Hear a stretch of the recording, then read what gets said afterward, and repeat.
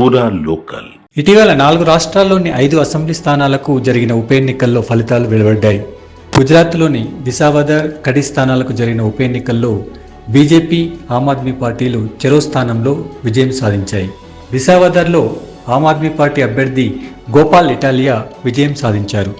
BJP అభ్యర్థి కిరీట్ పటేల్పై ఆయన 17,000 పైగా ఓట్ల మెజారిటీతో గెలుపొందారు. ఢిల్లీ అసెంబ్లీ ఎన్నికల ఓటమి తర్వాత ఆమ్ ఆద్మీ పార్టీకి ఇది మంచి విజయం అనే చెప్పుకోవచ్చు. అందులోనూ మోడీ ఇలాకైన గుజరాత్లో ఆమ్ ఆద్మీ పార్టీ గెలుపొందడం విశేషం. మరో సీట్లో కడీలో బీజేపీ అభ్యర్థి రాజేంద్ర చావ్డా విజయం సాధించారు. మొదటి నుంచి ఆయన స్పష్టమైన మెజారిటీని సాధిస్తూ వచ్చారు. ఇక మిగిలిన చోట్లలో పంజాబ్లోని లుధియానా వెస్ట్లోనూ ఆమ్ ఆద్మీ పార్టీ పాగా వేసింది. ఆ పార్టీ అభ్యర్థి సంజీవ్ అరోరా 10,000కు పైగా ఓట్ల ఆధిక్యంతో గెలుపొందారు.